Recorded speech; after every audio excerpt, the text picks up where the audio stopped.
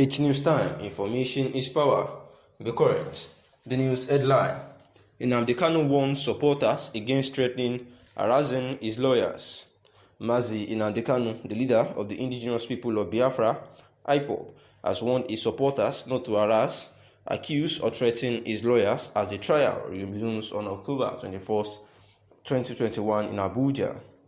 He said that anyone who engages in such is definitely working against him, and such person or persons would not be forgiven and shall be regarded as the enemy.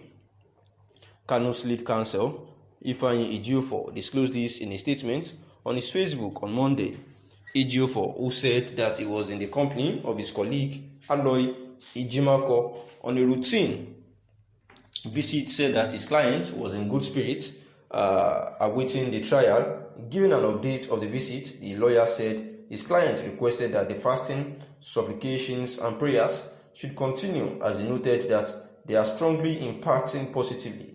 It reads, "Today, I and my colleague, Barrister Aloy Ejimako, had a fruitful visitation to Onyedu Mazi Nnamdi Kanu. We discussed a wide range of matters, especially concerning hearing in this case and appearance in court on 21st October 2021. There will be more on this matter later. The coast is now clear for legal fireworks this Thursday, particularly now that we have been served with a purported amended charge in the case.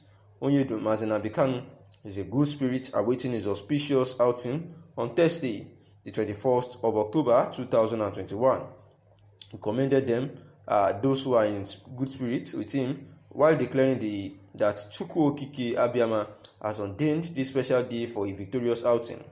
He therefore requested that the fasting, supplications, and prayer should continue, as he noted that they are strongly impacting positively. In the interim, it is necessary to pass the following urgent and important messages, to which are: number one, Onyedu made this clearly that none of his lawyers should be harassed, threatened, or accused by anybody claiming to be his supporters or follower, regardless of the person's tie with him. He was very particular about those who find this convenient to insult his attorney via their social media platforms. Our client, Onyedu Mazi Kanu, emphasized that he trusts his lawyers and continues to have confidence in him, in them. Two, that anybody engaged in such harassment, threats, and unfounded accusations directed against his lawyers is definitely working against him, and that he shall never forgive such persons and shall eternally see such persons as his enemy.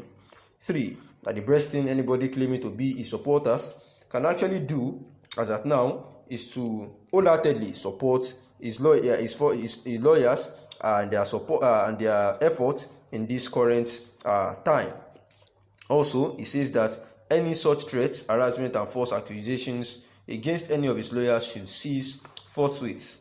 He therefore implored Umu Chineke to be steadfast and keep their eyes steadily on the balls and pray without ceasing, while believing very strongly that this present situation will pass, and it shall pass in praises. You see, this Thursday is the D-Day, and their solidarity and support must be demonstrated within the confines of the law, as they have always shown. Onyedu specifically asked the lawyers to extend their undiluted love and confidence for Umu Chineke, and that he is actually in them in spirit as well.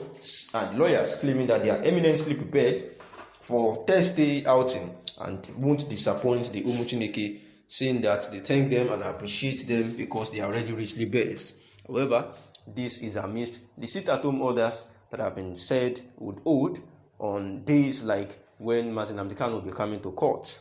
Mba, who is saying that when he came to Southeast in 2018, that what he meant was actually a strange life, due to the fact that there were a lot of people putting on, there were a lot of people that were listening to the voice of Mazi Nnamdi Kanu, and he got to know that, particularly himself, that is Caleb Mba, that he never supported the Biafran agitation for once, but mainly because he hasn't believed that the Biafran nation would actually solve the economic and political problems that Nigeria was facing.